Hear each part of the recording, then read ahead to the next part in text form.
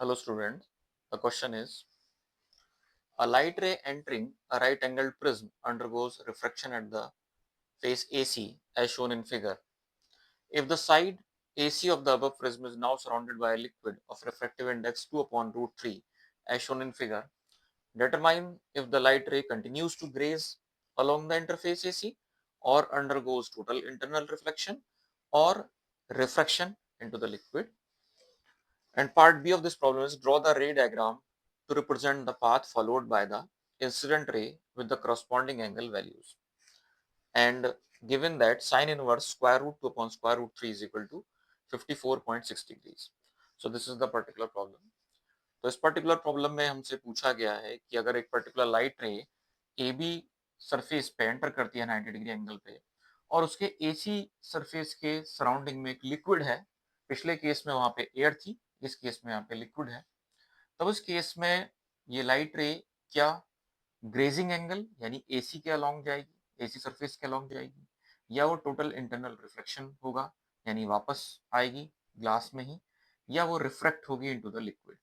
ये क्वेश्चन हमसे पूछा गया है. Now in this particular problem, the situation is this: there is a prism, and this side of the prism is surrounded by liquid, and a ray goes into the prism at this particular surface AB at an angle of 90 degree. So when it enters 90 degree angle, it strikes this particular surface. So this angle is 45 degrees, and we have to find out whether this particular ray will move along the grazing angle, means it moves along the surface AC, or it achieves the total internal reflection, means that it goes into this glass medium, or it refracts.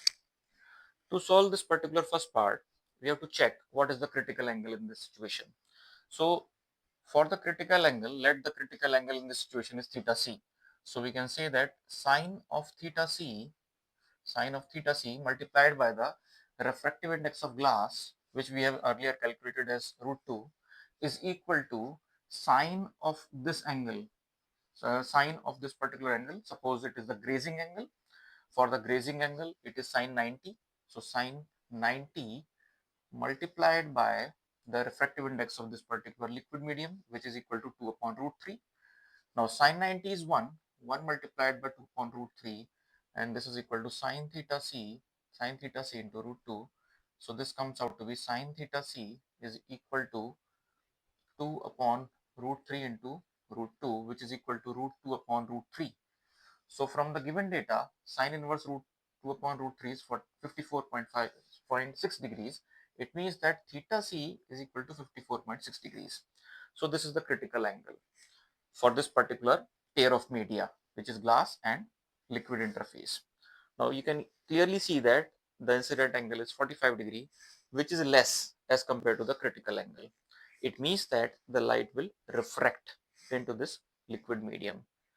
So after checking this value of critical angle and the angle of incidence, we can easily say that the light light refracts into liquid medium, So this is the answer of the first part of this particular problem. Now for the second part, we apply the Snell's law. We apply the Snell's law at the interface AC. So Snell's law at AC interface.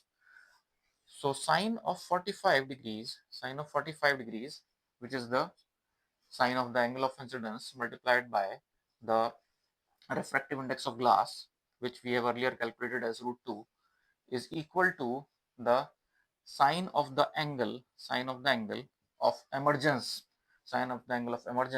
because we have to find out the emerging angle into the refracting angle into this particular liquid medium multiplied by the value of the refractive index of the liquid, which is given as 2 upon root 3.